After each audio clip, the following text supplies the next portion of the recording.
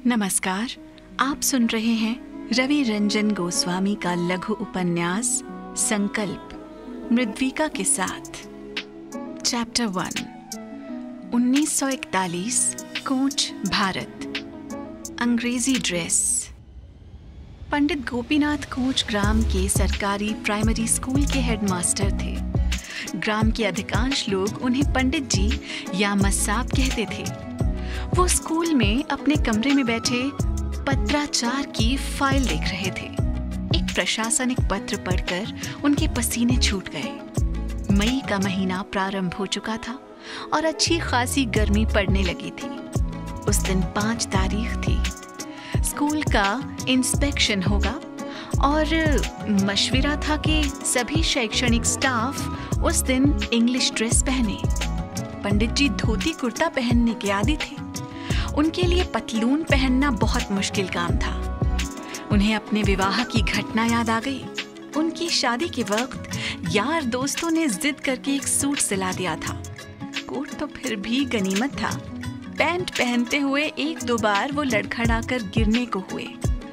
एक दोस्त ने उनकी पैंट पहनने में मदद की, लेकिन उन्हें लगा उनकी कमर के नीचे का हिस्सा जड़ हो गया। उनसे न ठीक से चला जा रहा था और न उठा बैठा जाता था। उन्होंने जैसे तैसे घुड़चढ़ी की रस्म अदा की और उसके तुरंत बाद ही उन्होंने कोट पैंट त्याग दिया और अपनी देशी पोशाक में आ गए। शादी के लिए खास सिल्क का कुर्ता धोती मंगवाया था। वो इन सब ख्यालों में खोए थे, तभी उप प्रधानाचार्य श्री राम मिश्र ने दरवाजे से आवाज दी। क्या मैं अंदर आ सकता हूँ? गोपीनाथ ने कहा। आइए मिश्रा जी, प्रशासन ये जताने से नहीं चूकता कि हम पर किसका शासन है। मिश्रा जी ने पूछा। क्यों, क्या हुआ?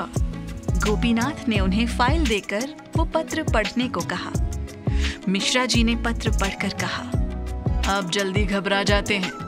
1 दिन की ही तो बात है, बल्कि कुछ घंटों की। मिश्रा जी को कोट पैंट पहनने में न कोई परेशानी थी और न परहेज।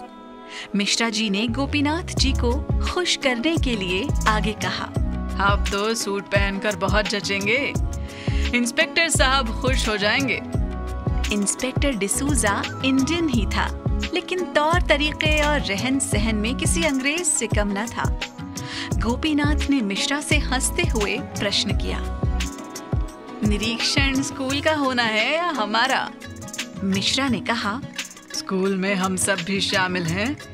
गोपीनाथ ने कहा, ठीक कहा। तभी एक विद्यार्थी ने आकर खबर दी गोपीनाथ को उनके घर जल्दी बुलाया है। गोपीनाथ के माथे पर बल पड़ गए। वो मिश्रा जी को स्कूल का जिम्मा सौंपकर तेज कदमों से घर की ओर चल पड़े। इस समय उन्हें लग रहा था काश उनके पास साइकिल होती। कई बार सोचा, पर खरीदने की हिम्मत नहीं कर पाए। उन्हें लगा सोचते हुए उनकी चाल थोड़ा धीमी पड़ गई थी। तब उन्होंने बाइसिकल से ध्यान हटाकर अपनी पैदल चलने की गति बढ़ा दी। धूप तेज थी और हवा गर्म। उन्होंने गमछे से सर ढक लिया था।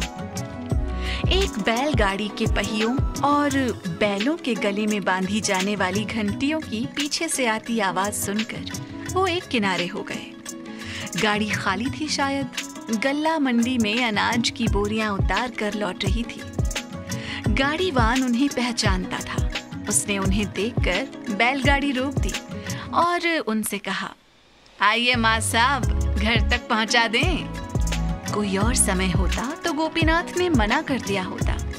इस समय एक तो गर्मी थी और दूसरे घर पहुंचने की जल्दी। वो बैलगाड़ी में बैठ गए। गाड़ीवान ने उन्हें उनके घर के नजदीक छोड़ दिया।